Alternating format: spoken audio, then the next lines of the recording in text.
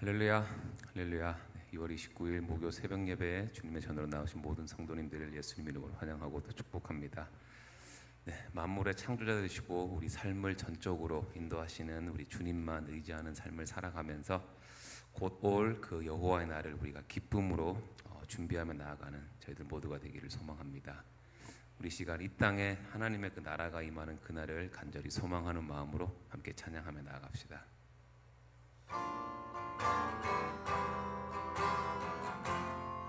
우리 오늘 눈물로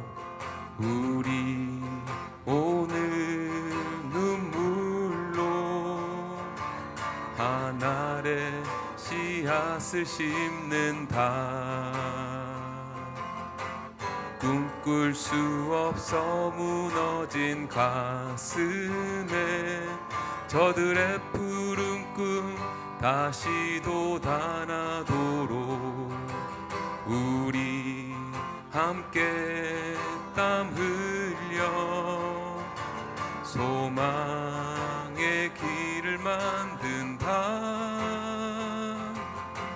내일로 가는 길을 찾지 못했던 저들 노래하며 달려갈 그 길, 그날에 우리 보리라. 새벽 이슬 같은 저들 일어나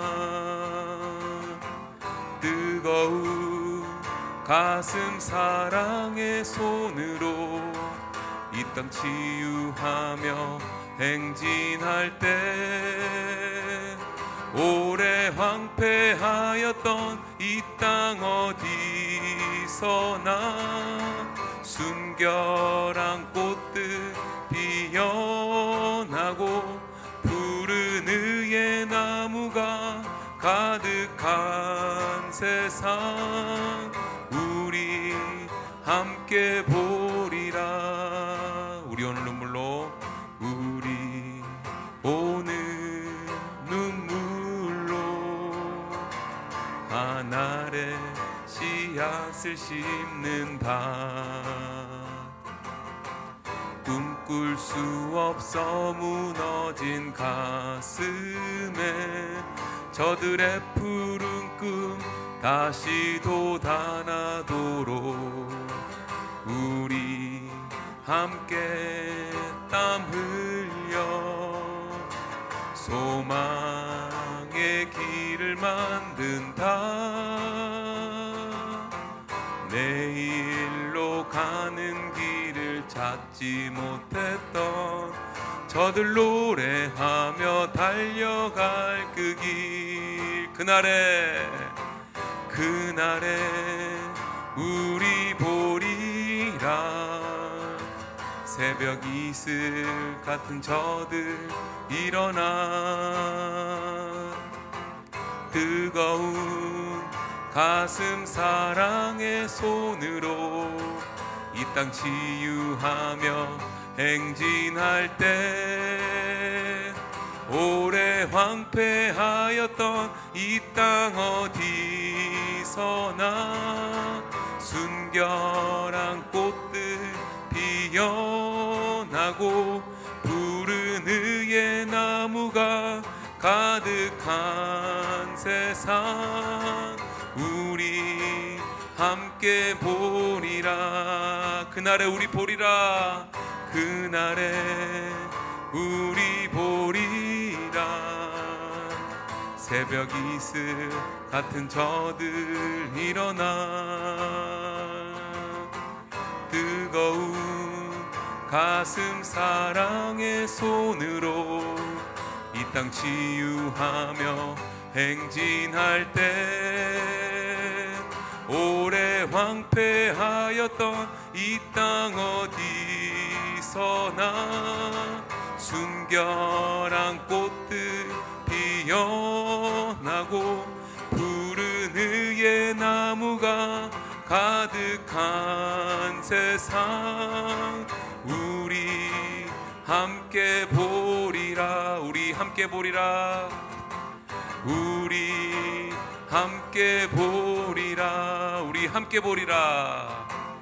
우리 함께 보리라.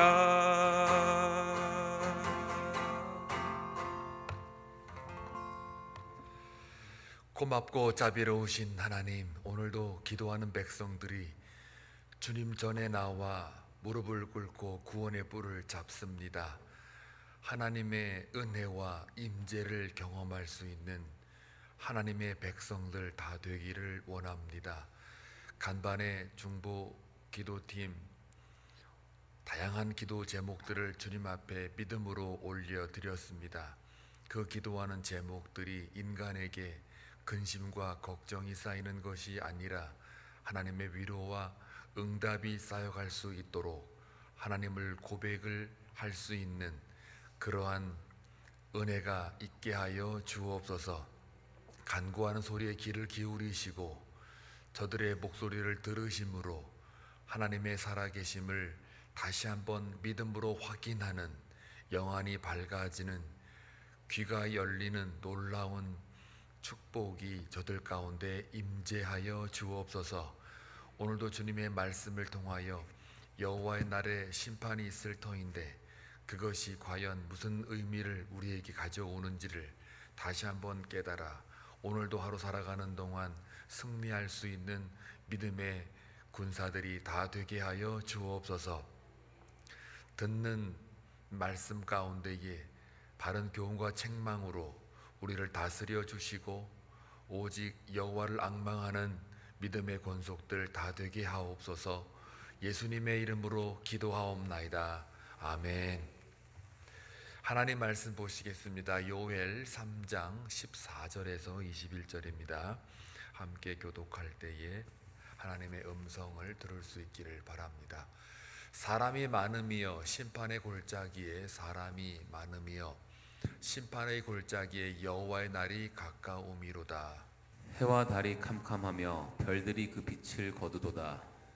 여호와께서 시온에서 부르짖고 예루살렘에서 목소리를 내시리니 하늘과 땅이 진동하리로다. 그러나 여호와께서 그의 백성의 피난처 이스라엘 자손의 산성이 되시리로다. 그런즉 너희가 나는 내 성산 시온에 사는 너희 하나님 여호와인 줄 알 것이라. 예루살렘이 거룩하리니 다시는 이방 사람이 그 가운데로 통행하지 못하리로다. 그날에 산들이 다 포도주를 떨어뜨릴 것이며 작은 산들이 젖을 흘릴 것이며 유다 모든 시내가 물을 흘릴 것이며 여호와의 성전에서 샘이 흘러나와서 시딤 골짜기에 대리라.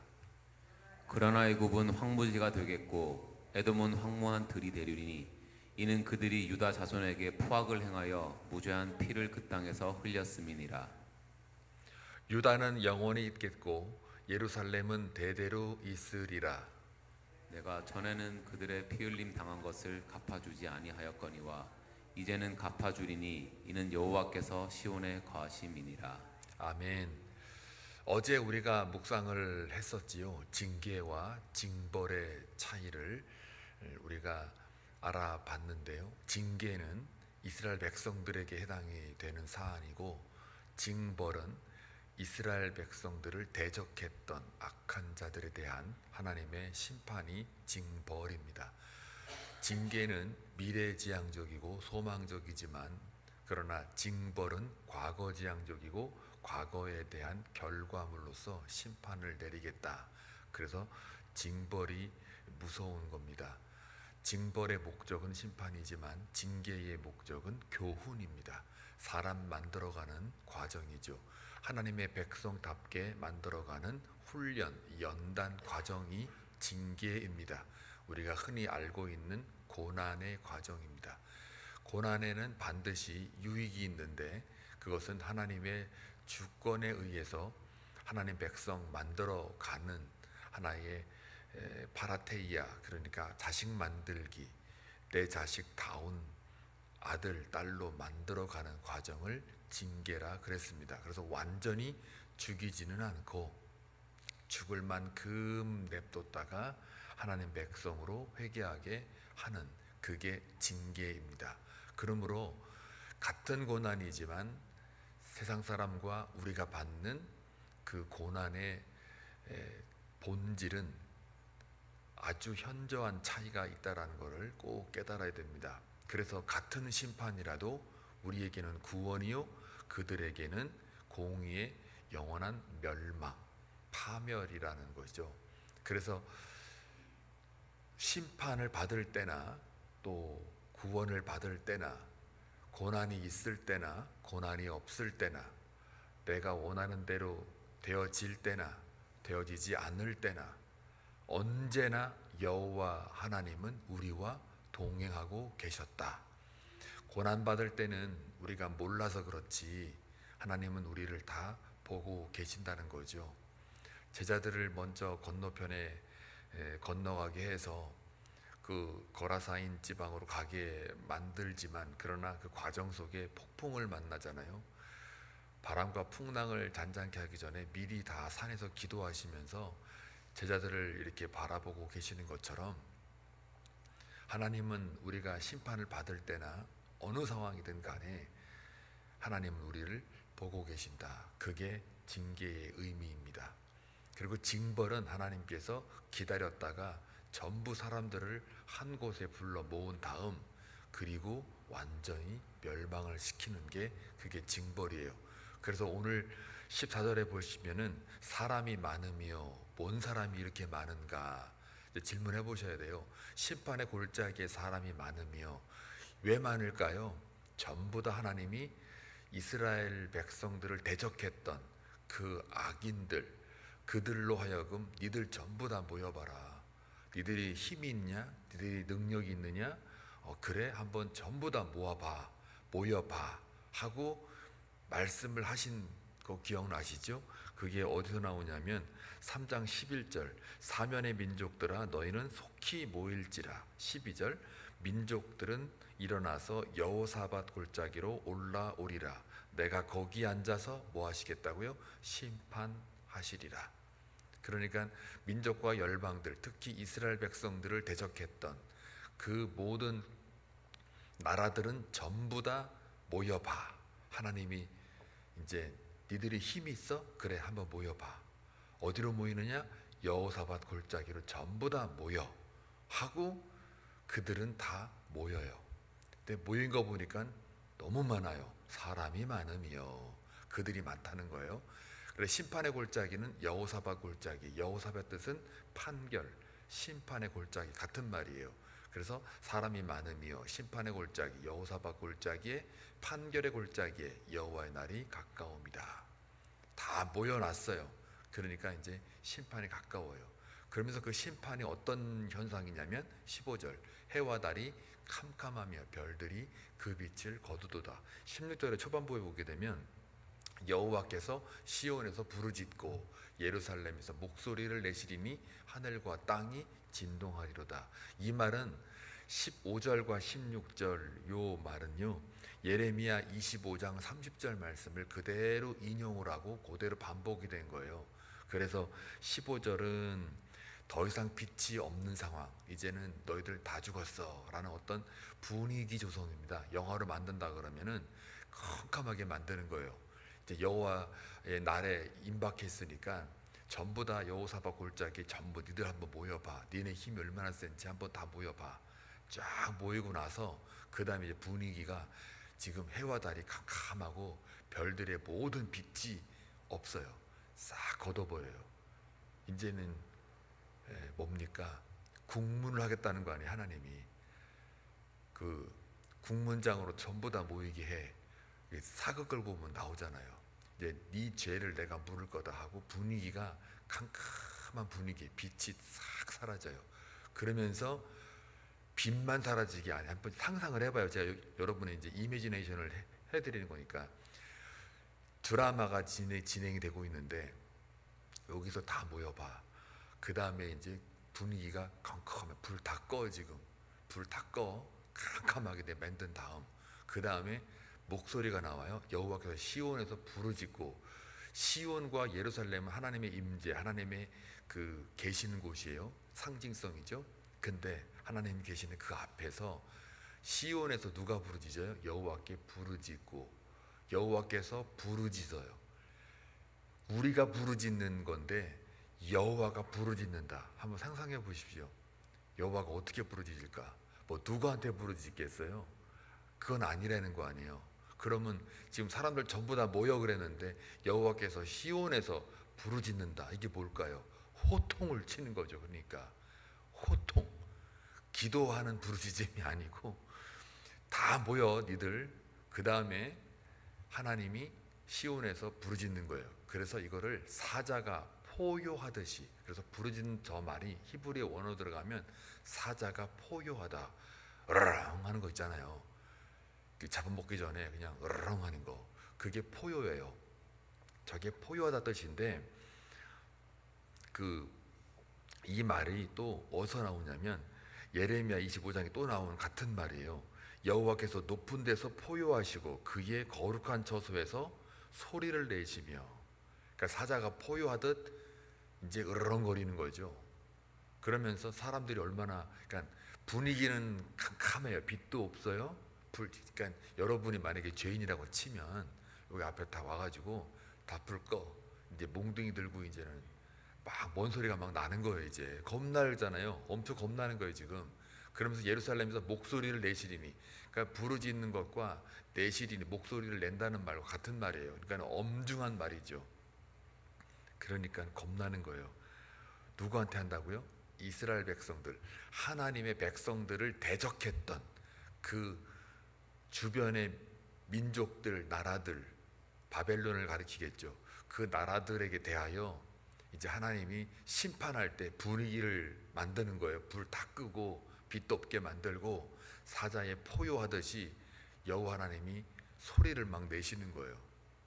대신 우리는 힘이 없으니까 하나님 아버지가 아들 상처받았고 또 딴 애가 힘센 애가 우리 아들 때렸다고 그 때린 놈을 갖다가 앉혀놓고, 다 모여봐 니들, 때린 놈 전부 다 모여. 그러고서 앉혀놓고 이제 으르렁거리시는 거죠. 불 다 끄고 이제는 심판의 그 멸망의 매를 이제 딱 들기 직전 그런 분위기를 지금 만들고 계시잖아요. 그러나 16절 중간에 보면 그러나 여호와께서, 같은 분위기인데요. 그러나 여호와께서 그의 백성의 피난처, 이스라엘 자손의 산성, 그러니까 그들에게는 사자의 포효함이 있고 목소리를 내서 하늘과 땅이 진동하는 그런 설벌한 분위기인데, 그런데 그 여호와, 같은 여호와가 우리에게는 피난처요, 산성이라는 거예요. 그러니까요, 이 심판이라는 게 같은 현상이지만 그들에게는 멸망이고 우리에게는 구원의 날이라는 거예요. 여호와의 날이 우리에게는 너무 기쁜 날이에요. 그들에게는 완전히 죽는 날이죠. 포효 아무리 으르렁거리셔도 우리한테는 그게 찬송으로 들리는 거예요. 같은 비도요, 그날따라 사랑 고백받은 남자는요 기뻐요. 그날따라 사랑하는 여인이 도망을 가버렸어요. 이제 그만 만나. 같은 비인데 그 남자는 죽을 맛이거든요. 저 비가 슬픔의 저주의 비예요. 그러나 그날따라 고백을 받은 남자는 비가 아무리 막 쏟아지고 집중호우가 내리고 천둥이 빠방 해도 음악 소리를 들리는 거예요. 같은 현상인데 우리한테는 찬양으로 들려요. 찬송하리로다, 찬송하리로다. 자연과 이 비야, 너도 나처럼 기쁘구나, 이렇게 되는 거고, 심판받는 애들은 고백 못 받아가지고 도망간 그 연인은 그날은 그냥 죽는 날인 거예요. 술에 쪄들고 그냥 가다가 엎어지고 넘어지고 엉엉 울고 그런 거예요. 아무리 누가 와서 위로해도 다 필요 없는 거예요. 위로가 안 돼, 엑사람들한테는. 그러다가 버스 탔는데 가요가 쫙 흘러내리면 또 그게 다 내 얘기하는 것 같고, 웃는 거 보니까 우리 장로님도 이해가 되시나 봐요. 가요가 막 다 내 얘기하는 것 같고, 어쩜 저렇게 내 마음을 공감하냐, 이렇게 되는 거예요. 이것도 경험 안 한 사람은 에휴, 세상 말로는 찌질이라 그러고 우리말로 말하면 경건하게 산 삶이라 그러는 거예요. 두 개가 다 같이 있어요. 하여간 이 말을 하려고 하는 게 아니고, 같은 현상인데 받아들이는 이 행태가 공감이 완전히 정반대예요. 같은 심판날인데 한쪽은 하나님이 너무 무서워요. 사자의 포효함이 있어요. 근데 한쪽은 우리는 그게 피난처가 되고 산성이 되는 거예요. 심판 포효 소리도, 여호와의 포효 소리도 그게 찬송으로 들려요. 왜요? 우리한테는 그게 구원이니까. 나를 때렸던 애를 갖다가 작사를 내주시는데 우리 아버지가 너무 통쾌한 거예요. 사이다예요, 사이다. 다 가슴이 얹힌 게 팍 풀리는 거란 말이에요. 그때는 공의만 있지 사랑이 없는 거예요. 사랑의 시대는 지금이에요. 지금이니까 그 심판받을 대적하는 자들이 떵떵거리고 자기 힘 과시하고 그러지, 사랑이 딱 멈추는 시기가 올 거라고요. 하나님의 사랑이 딱 멈출 때가 온다고요. 심판의 날에 와요. 그럼 여호사밧 골짜기 전부 모여라고 할 때는 심판받을 대상들이 다 모이는 거예요. 그래서 모여라고 했더니 잘 모입니다. 그러니까 한간에는 또 학자들은 그래요. 이 세상이 막 똘똘 뭉쳐가지고 교회를 대적하고 그리스도인을 대적하면 그것도 하나의 징조일 것이니까 하나님이 전부 다 한 곳에 모여가지고 다 이렇게 멸망을 시키려고 모이는 거니까 쟤네들 똘똘 뭉치는 거 너무 그렇게 두려워하지 말아라, 이렇게도 해석을 할 때가 있어요. 계시록이나 그 종말에 관련돼서 해석할 때 그냥 악당들끼리 막 잘 뭉치잖아요.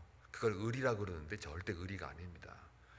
말씀 위에 뭉치지 않는, 말씀 위에서 뭉치는 거는 그게 의리로 갈 수 있지만, 정의로 갈 수 있지만, 말씀을 떠난 그들의 모임은 그냥 악당이에요, 악당. 그래서 예수 그리스도께서 이제 이 땅에 오시는 것 자체 하나님 나라의 통치 시작이기 때문에, 그래서 왕이 새롭게 바뀌었기 때문에 이제는 조금 시간이 지나면 하나님 때가 오면 전부 다 집결시켜서 심판을 하신다는 게 요엘 선지자의 아주 핵심이에요. 자, 그래서 17절에 보니까 그런즉 너희가 나는 내 성산 시온에 사는 너희 하나님 여호와인 줄 알 것이라. 예루살렘이 거룩하리니 다시는 이방 사람이 그 가운데로 통행하지 못하리로다. 이 말을도요, 우리가 이미 2장 27절, 요엘서 2장 27절 말씀에 그대로 예언된, 그러니까 같이 반복되는 말이에요. 하나님의 임재, 하나님의 동행에 대한 약속을 재확인해 주는 거예요. 나는, 그런즉 너희가, 나는 여호와께서 내 성산 시온에 사는, 요 사는이란 말이 중요해요. 사는 너희 하나님 여호와인 줄 알 것이라. 그러니까 너희가 어디 있든지 나는 너희들 안에 사는 여호와, 하나님의 동행, 하나님의 임재가, 약속된 그 임재가 나타날 거다라는 것을 확인 한번 더 해줘. 이거는 2장 27절 말씀을 다시 반복해서 약속을 확인해 줘요. 왜 그 하나님이 우리와 함께 너희 안에 산다라는 이 말이 뭐예요? 요엘서의 그 특징은 새 영을 부어주는 거예요. 성령의 오심을 예언하고 있잖아요, 요엘서는. 그러니까 육과 육으로 만나는 예수님의 관계보다 이제 앞으로 영이 부어질 때는 그 영이 예수님이고 하나님이시기 때문에 이제 너희가 어디 있든지 간에 너희가 시온이 될 거고 너희가 무엇이 되다는 얘기예요. 예루살렘이 될 거라는 얘기예요. 옛날에는 예루살렘 성전에 장소적인 의미에서 와야 되는데 이제 새 영이 부어지게 되면 늙은이든 젊은이든 남종이든 여종이든 지고와 막론하고 내 영이 너희 안에 거하면 너희 자체가 성전이 될 것이니까 그 안에 내가 너희와 함께 산다. 그래서 너희 자신이 뭐가 돼요? 피난처가 되고 산성이 되는 거예요. 그러니까는 우리가 하나하나가 다 교회가 되고 예루살렘이 되고 시온이 되는 거예요. 그래서 내 성산 시온에 사는 너희 하나님 여호와인 줄을 너희들이 이때 그때서야 비로소 알 거다라는 얘기예요. 그러니까는 얼마나 저와 여러분의 삶이 이게 참 어떻게 표현할까, 너무 소중한 거라니까요. 기적 자체이고 그냥 이 땅에 있을 수 없는 그 엄청난 최고의 궁극적 가치가 지금 막 돌아다니는 거거든요. 여러분 삶이 그런 거예요. 멋지지 않아요? 그게 큰 복이에요. 그게 여호와가 거룩이기 때문에 그 거룩한 하나님이 우리 안에 산다라는 그 말은 그 뭘까요? 그게 무슨 말이냐면 21절, 내가 전에는 그들의 피 흘림 당한 것을 갚아주지 아니하였거니와 이제는 갚아주리니 이는 여호와께서 시온에 거하심이라. 시온이 누구예요? 오늘날로 말하면 여러분이에요. 교회. 그러니까 여호와께서 시온에 거하시니까 여호와가 거할 때는 거기가 뭐라는 거예요? 정결하다는 얘기예요. 거룩하다는 얘기예요. 새 영이 부어지니까, 성령으로 우리 안에 거하니까, 아니 거룩하지 않으면요, 하나님이 거기 있을 수가 없어요. 하나님의 임재는 반드시 거룩이 있어야 돼. 조건이에요, 그게. 그런데 여기 보니까 희한하게도 과거에는 갚아주지 못했어요. 그러나 이제는 언제예요? 하나님의 영이, 성령이 이제 너희들에게 들어가게 되면 그때는 내가 어떻게 해요? 갚아주겠다. 갚아주다는 말이 니들을 괴롭게 한 그 대적들을 내가 전부 다 싹 쓸어 죽여버리겠다. 그러니 니들 속 시원하게 해주겠다. 그게 아니라요, 이 갚아주겠다라는 게 너희들에게 더 이상 죄 없게 해주겠다. 다시 말하면 정결하게 해주겠다. 거룩하게 만들어 주겠다. 더 이상 너희들의 죄를 묻지 않겠다.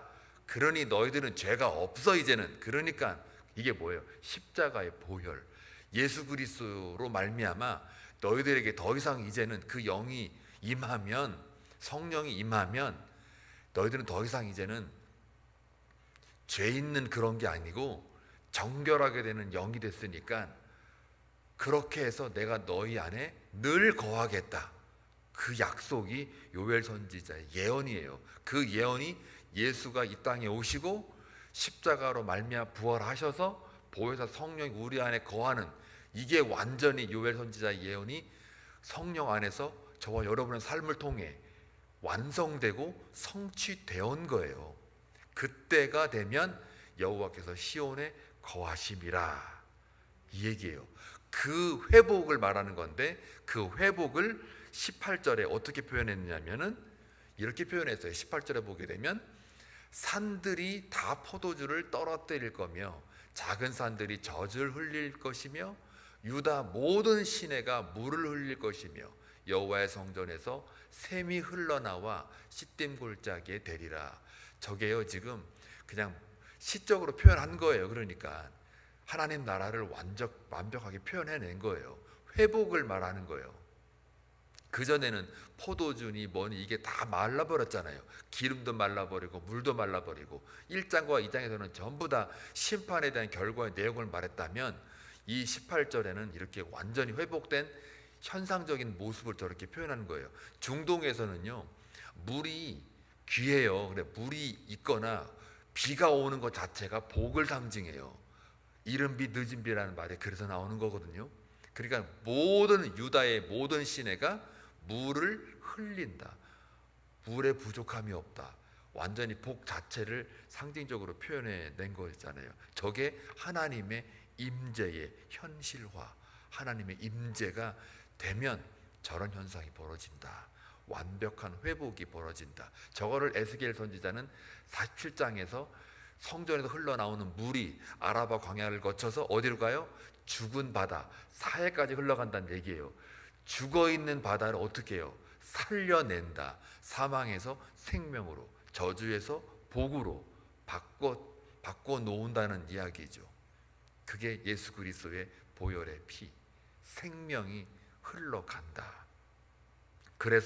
그런데 우리는 그런 날이 오지만 동시에 19절을 볼까요? 대적했던 사람들, 애굽이나 에돔은 어떻게 돼요? 황무지가 된대요. 황무한 들이 된대요. 왜요? 유다 자손에게 포악을 행하여 무죄한 죄의 피를 그 땅에 흘렸기 때문에. 그러니까 쉽게 말하면 하나님이 우리를 자녀 삼으셨으니까 하나님의 아들들을, 자녀들을 해코지한 애굽과 에돔, 바로 전절에는 뭐라고 그랬어요? 두로와 시돈, 블레셋의 죄를 물었고요. 오늘 읽었던 구절에는 애국과 에돔도 묻겠다는 거예요. 그러니까 우리를 괴롭혔던 세상에 대하여 하나님이 어떻게 하겠다는 거예요? 전부 다 그 죄값을 묻겠다는 거예요. 얼마나 든든합니까?